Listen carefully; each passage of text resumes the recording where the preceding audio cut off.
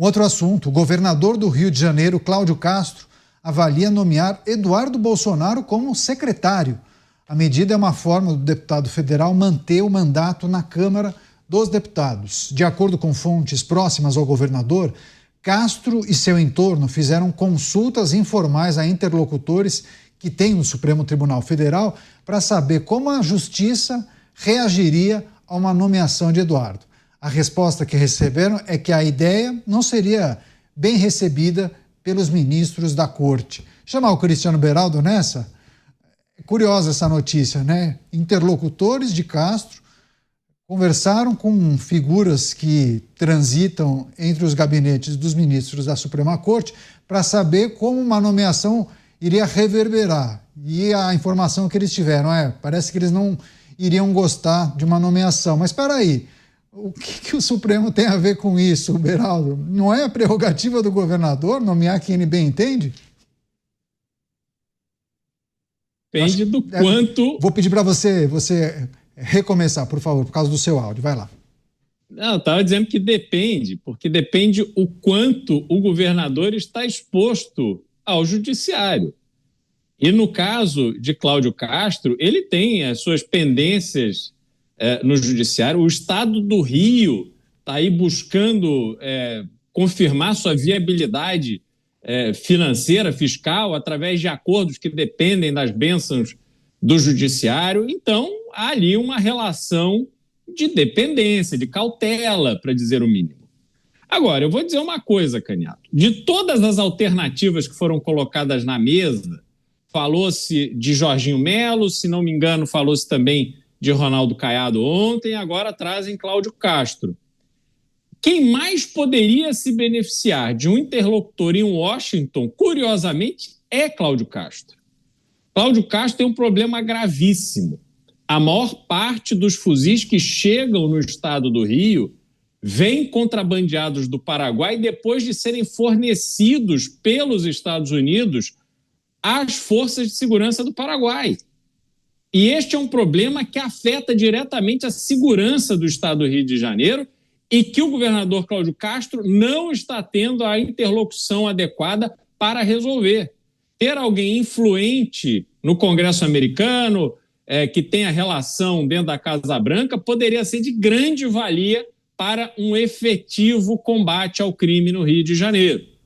O problema é que há um cálculo político muito grande nessas movimentações. Se nós lembrarmos o que aconteceu há 2 semanas, que aliás foi um caso em que o governador viajou de férias, assumiu o presidente da Assembleia Legislativa, porque o vice-governador virou conselheiro do Tribunal de Contas, o presidente da Assembleia Legislativa, enquanto estava no exercício do governo, demitiu um dos secretários, que era o representante do MDB no governo de Cláudio Castro. Foi uma crise política no Rio de Janeiro. Mas a demissão foi confirmada e foi validada quando Cláudio Castro volta ao governo do Rio, e isso gerou um atrito com a família Bolsonaro, que houve articulação através de Flávio Bolsonaro para que o secretário fosse reincorporado ao governo e o governador se recusou. Colocou a família Bolsonaro contra a candidatura de Rodrigo Bacelar, que é o presidente da Assembleia e que estava no exercício do governo, e ali criou um racha. Tanto é que Cláudio Castro considerou sair do PL. E aparece que se acalmou depois de uma reunião com o Valdemar da Costa Neto. Esse gesto de acolher Eduardo Bolsonaro nesse momento de fragilidade me parece muito mais uma sinalização para a família Bolsonaro de forma a ter de volta o núcleo político de Bolsonaro junto ao governo e no projeto de eleição do próximo governador, do que efetivamente um olhar técnico sobre essa opção. Então, talvez seja só um jogo de cena, que obviamente será vetado pelo Supremo Tribunal Federal, mas para fazer o governador voltar a ficar bem com a família Bolsonaro. Bom contexto político, olhando para a situação no Rio de Janeiro que o Beraldo traz para a gente. Você, Acácio, avaliação do governador fluminense Cláudio Castro, levantando a possibilidade de nomear Eduardo Bolsonaro como secretário lá no Rio, mas naturalmente em paralelo verificando com conhecidos como o Supremo avaliaria uma nomeação dessa. É preciso sempre levar em consideração a maneira como o Supremo receberia essa notícia, uma vez que as informações indicam que o Supremo tem observado a maneira como Eduardo Bolsonaro tem lidado com muitas coisas e a articulação que ele tem feito nos Estados Unidos. O governador deve se preocupar com isso ou não? Sua pergunta pode ser respondida de duas formas: num cenário ideal e num cenário real. Num cenário ideal, a gente tem a separação de poderes, e o governador, a rigor, até pessoalmente, não está sujeito ao Supremo, está sujeito ao STJ. Agora, num cenário real, há essa preocupação porque o Supremo, nas circunstâncias atuais, e já foi dito, ele se sobrepõe, entre aspas, em termos de protagonismo, aos demais poderes, e por N razões o governo precisaria se socorrer ao Supremo Tribunal Federal. Mas é importante a gente ressaltar, inclusive foi dito ontem, e vale reiterar, foram consultados os governadores Jorginho Melo, de Santa Catarina, Tarcísio de Freitas, de São Paulo, Ronaldo Caiado, de Goiás, e Romeu Zema, de Minas Gerais. E o único que sinalizou mais ou menos positivamente foi Jorginho Melo. Cláudio Castro se põe nesse jogo muito porque, pelo que foi dito pelo Beraldo, ele tenta uma reaproximação com a família Bolsonaro, mas também porque, se nós lembrarmos, Bolsonaro já disse nos últimos dias que gostaria de ter dois candidatos ao Senado, Flávio Bolsonaro, por razões óbvias, e Sóstenes Cavalcante também, que, no entendimento de Bolsonaro, é mais alinhado a ele. E aí o atual governador Cláudio Castro estaria tolhido desse jogo, pelo menos em termos de apoio da família Bolsonaro. Agora, se ele acolhe Eduardo Bolsonaro, é óbvio que ele fica credor de Jair Bolsonaro e especialmente do seu apoio. E aí ele se colocaria nesse jogo sabendo que Sóstenes Cavalcante não morre de amores pela ideia de ser candidato ao Senado, porque ele pretende ficar na Câmara e, no caso de vitória de um candidato de direita e centro-direita, ele despontaria como um forte candidato à presidência da Câmara dos Deputados. Então, no cenário real, o cálculo político sobrepõe a qualquer determinação constitucional e a qualquer princípio de separação dos poderes. Pois é, não, boa leitura e ponderação a respeito dessa articulação para a candidatura dele próprio, né, de Cláudio Castro, mas também, naturalmente, tentando se fortalecer com figuras importantes, principalmente com aqueles de sobrenome Bolsonaro. Dávila, mas é preciso também olhar para o eleitor de um deputado que, em tese, votou para que ele desempenhe um papel em uma casa legislativa. Você acha que o eleitor entende a dificuldade do momento e até torce para que um governador estenda a mão e acabe oferecendo um cargo? Ou você acha que tem muito eleitor que faz a seguinte reflexão: poxa, mas eu votei nesse parlamentar para que ele esteja na Câmara dos Deputados defendendo os nossos interesses. Agora ele vai desempenhar um outro papel no governo do Estado, que nem é do Estado pelo qual eu o elegi? Caniato, esse caso é muito emblemático. Como o eleitor pode entender uma coisa absolutamente racional? O eleitor de São Paulo elege Eduardo Bolsonaro para representá-lo na Câmara. Agora cogita que ele vai ser um representante oficial do Estado do Rio de Janeiro nos Estados Unidos. É difícil explicar para esse eleitor que deu a votação mais importante do Estado a Eduardo Bolsonaro, que não faz sentido isso. É óbvio que não faz sentido. É desvirtuar a função para a qual ele foi eleito. Esse é o primeiro ponto. Segundo ponto, muito bem dito pelo Acácio, como pelo Beraldo, que é o seguinte: no Brasil hoje, Quem ocupa cargo público só pensa na próxima eleição. Não está pensando no país, no estado, em nada. Ele está pensando o seguinte: como é que aumenta a minha chance de me eleger? E eu quero, no caso do governador, ele quer uma cadeira no Senado, tem essa disputa aí entre a família Bolsonaro, os sócios e ele, não sei se ele é da vaga, se ele vai receber a bênção ou não da família Bolsonaro, e aí começa a fazer o head. Não, vou arrumar um carguinho aqui para acomodar o filho do presidente, e aí eu saio na frente da disputa.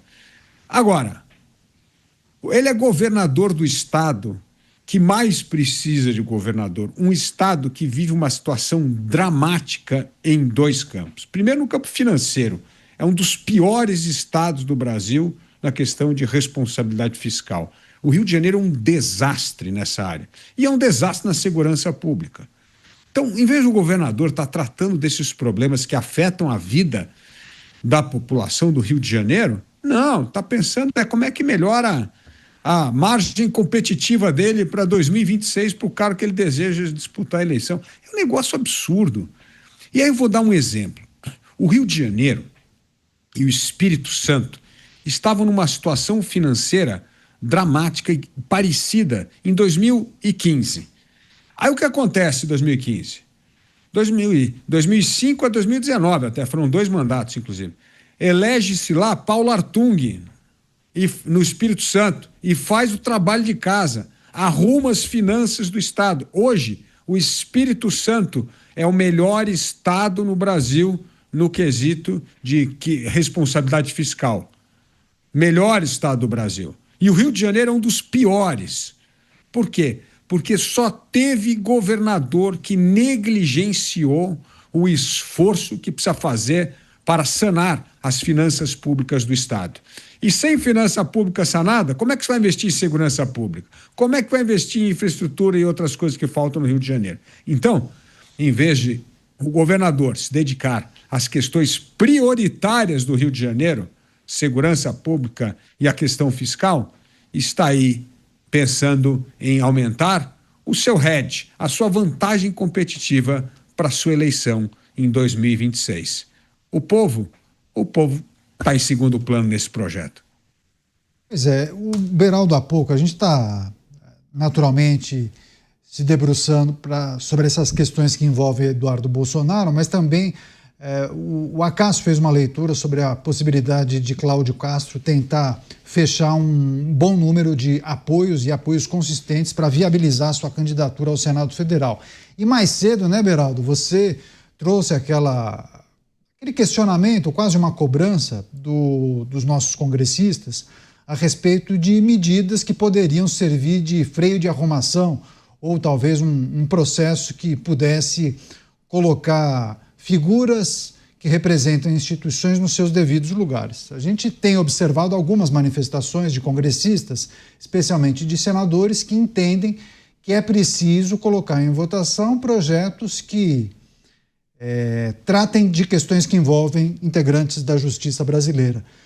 Você fez questionamentos sobre os senadores que entraram na casa em 2022, mas como observa esses movimentos que de tempos em tempos falam da necessidade de colocar em votação um projeto que de alguma maneira possa reorganizar a casa? Alguns falam em impedimento, outros falam em medidas que alterariam o funcionamento da Suprema Corte. Mas, enfim, você acha que é muita retórica, muito discurso, mas pouca gente coloca em prática essas ideias?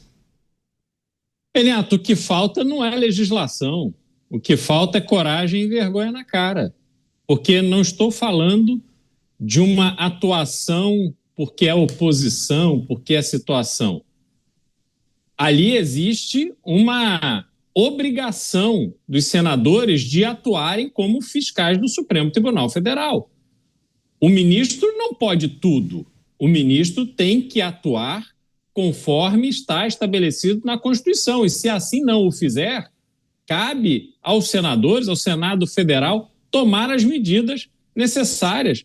Mas aí eu te pergunto, Caniato, onde estavam esses senadores de oposição quando silenciaram diante de tantos eventos que tivemos, onde claramente a Constituição, a função constitucional estabelecida para a Suprema Corte foi ultrapassada.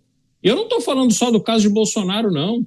Eu estou falando de inúmeras decisões da Suprema Corte, inclusive sobre marco temporal, questão das terras indígenas, que o texto constitucional está claro, a Constituição foi promulgada no Congresso e não há defesa do Congresso. O Supremo hoje faz o que quer. Como é que o Senado reage? Como é que os senadores de oposição reagiram nesses últimos tempos? 2 indicados do atual presidente, de quem eles são oposição, passaram igual manteiga no pão quente. Foram embora. A gente teve a eleição para a presidência do Senado. Onde estava o candidato à presidência do Senado da oposição? Rogério Marinho quase venceu na primeira eleição que disputou. Por que não disputou agora?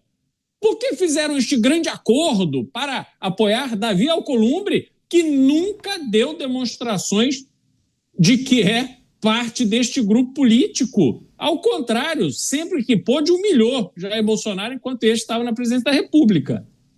Então, não há lógica na atuação dos senadores de oposição. Eles não formam um grupo de oposição. Eles parecem formar um grupo de conveniência, porque não estão lá dispostos a enfrentar nada nem ninguém. E aí a gente se pergunta, já não temos uma Suprema Corte que funciona na sua plenitude, também não temos um Senado. A Câmara só quer saber de si, danou-se, lascou-se, não há nada que salve. Então, Caniato, não precisa legislação, precisa trabalhar, precisa parar de ficar preocupadinho com popularidade, porque é minha eleição, porque veja bem, eu vou fazer este acordo com este prefeito, mandar minhas emendas e ter meus votos.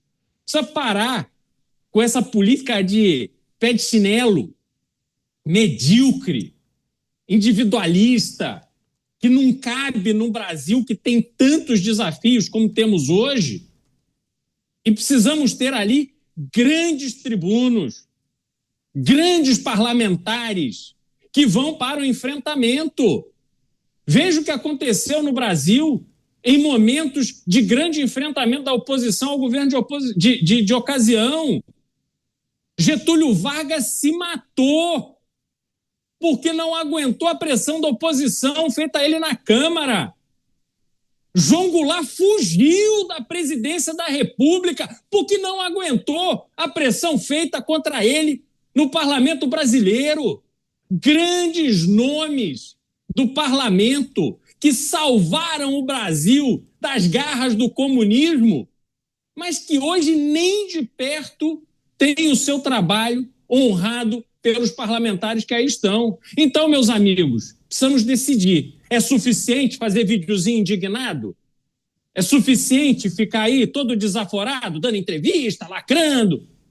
Ou é preciso também trabalhar? Ou é preciso correr risco? Ou é preciso aceitar que nem sempre o público vai entender e vai aplaudir, mas há um trabalho necessário que precisa ser feito? Entender que o judiciário pode reagir, mas aqueles que nada têm a esconder deverão enfrentar de cabeça erguida e saberão que com eles terão muitos para apoiá-lo. Nós não temos no Brasil este sentimento, mas isso morreu. É tudo um balcão de negócio e interesse próprio. Aí fica muito difícil a gente ter o legislativo desempenhando o papel que lhe cabe. Agora, Acácio, quando se fala em freios e contrapesos, é preciso sempre olhar para o Senado Federal, que é uma casa legislativa que possui características e poderes diferentes da Câmara dos Deputados, inclusive para tomar medidas, quando acha necessário, contra instituições da República, contra um outro poder, no caso, em destaque, a Justiça, o Judiciário. Há um sentimento, para uma parcela da população, de decepção, porque muitos imaginam que poderia ser feito alguma coisa, que senadores poderiam ter atuado de outra forma. O que você gostaria de considerar quando muitos falam que o Senado faz menos do que deveria ou do que poderia? Caniato, eu tenho dúvidas e dúvidas reais se a oposição quer resolver essa questão do Supremo Tribunal Federal.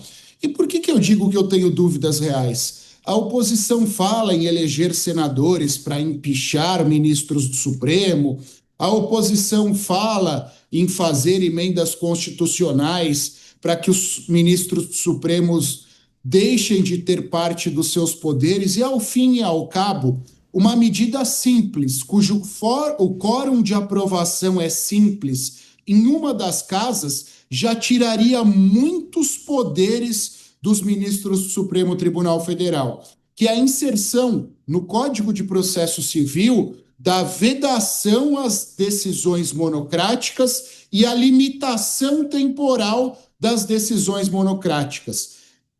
Esta lei, e eu vou chamar de leizinha por conta do quórum de aprovação, já tolheria parte das responsabilidades dos ministros do Supremo, da força dos ministros do Supremo, porque qualquer decisão, como que a que foi tomada ontem, precisaria ser submetida à turma ou ao plenário. E nós temos no Supremo liminares, que são decisões individuais, que vigoram há 10 anos. Há 10 anos. Exemplos nesse sentido. Em segundo lugar, a oposição poderia também instituir ou extirpar do nosso ordenamento o foro por prerrogativa de função. E por quê? Se a gente olha para o 102 da Constituição, nós temos inúmeras autoridades sujeitas ao julgamento do Supremo Tribunal Federal. E neste contexto, tiraria-se a competência criminal do Supremo Tribunal Federal. Uma emenda constitucional é mais complexa, sim, é mais complexa, mas é muito mais simples que o impeachment de ministro do Supremo Tribunal Federal. Então, são medidas pontuais e medidas simples que podem ser adotadas com muita facilidade, mas a gente não vê nenhum parlamentar de oposição defendendo. E por que a gente não vê defendendo? Exatamente por conta de interesse político.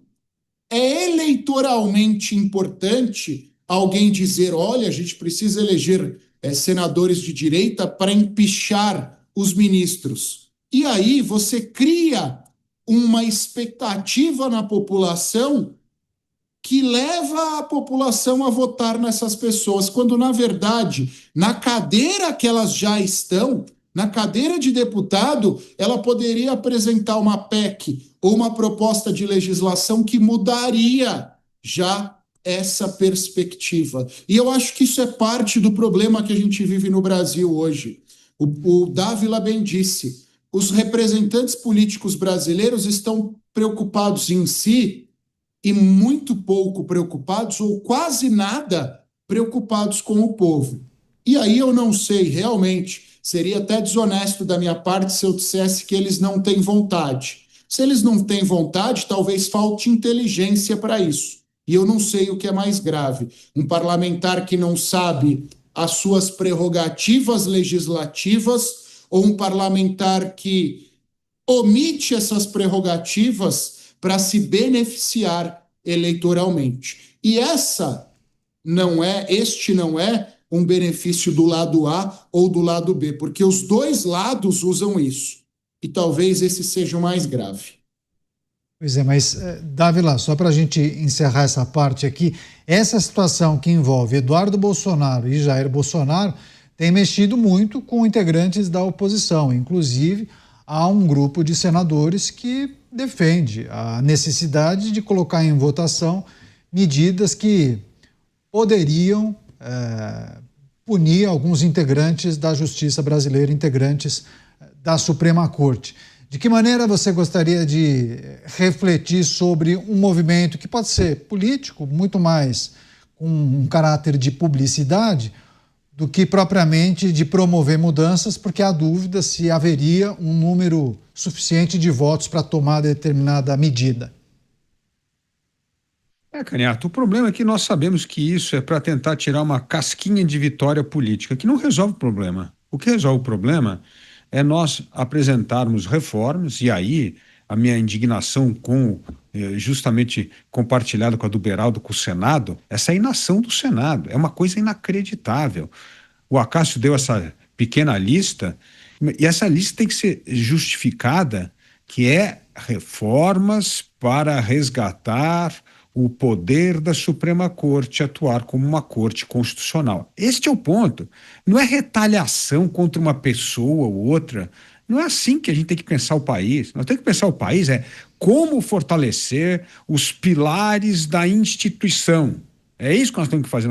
O que nós defendemos aqui é reformas das instituições para fazer valer as liberdades individuais e limitar o poder do Estado sobre o indivíduo. É isso que a gente está falando aqui. Então, acabar com decisões monocráticas. Está parado na gaveta lá do Congresso. É só tirar e começar a votar. Acabar com o fórum privilegiado. É isso aí, tem que acabar. O Brasil tem mais de 14 mil pessoas que têm fórum privilegiado. Nos Estados Unidos tem um cara que tem fórum privilegiado, que é o presidente dos Estados Unidos. Em muitos países, nenhum, zero. Todo mundo vai para a primeira instância. E então a gente fica criando essas jabuticabas aqui que não faz o menor sentido. Quer discutir, limitar mandato de ministro supremo? É válido também, mas tem que ser tudo no intuito de fazer o STF voltar a ser uma corte constitucional. Por exemplo, outra coisa muito importante que poderia ter é nós começarmos a punir juízes que não seguem o julgamento normativo que foi feito pelo Supremo. É uma coisa inacreditável. Veja na justiça trabalhista o que está acontecendo. Quase metade dos casos na Suprema Corte são juízes que não respeitam a reforma trabalhista apresentada e votada e legitimada no Congresso brasileiro. Isso é uma vergonha. Como é que não tem uma punição para um juiz desse?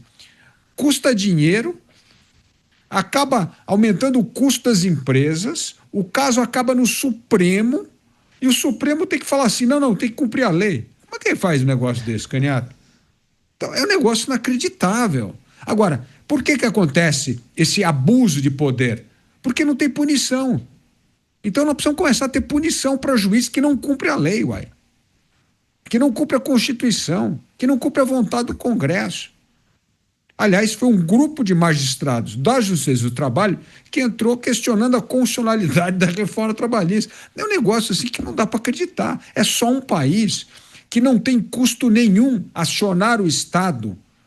Precisa ter custo, precisa ser que nem sucumbência de processo. Perdeu, vai ter que pagar. Não dá para entrar de uma forma casual assim. Então, ou nós começamos a pensar as reformas para fortalecer as instituições, garantir as liberdades individuais e parar que o Estado atue de forma arbitrária, ou nós vamos passar essas reformas achando que isso é retaliação a ministro A, a ministro B, a político A, a ministro B. E aí você esvazia do real propósito do que nós estamos aqui discutindo, que é fortalecer a democracia e não enfraquecer e demonizar pessoas. Isso pode ter vitória política, mas não resolve nada os problemas estruturais do Estado brasileiro, como é o caso hoje do abuso de poder cometido por muitas decisões do STF.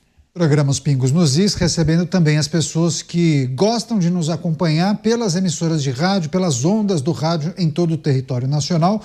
E um forte abraço aos motoristas de aplicativo e aos taxistas que aqui em São Paulo sintonizam o 100,9 da Jovem Pan, uma grande audiência dentro dos carros de aplicativo e também dos táxis. Obrigado pela preferência.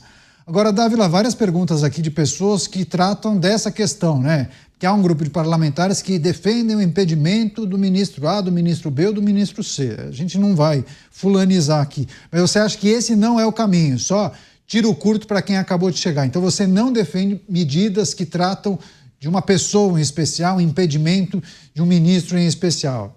Não é por aí, não é o caminho, Dávila?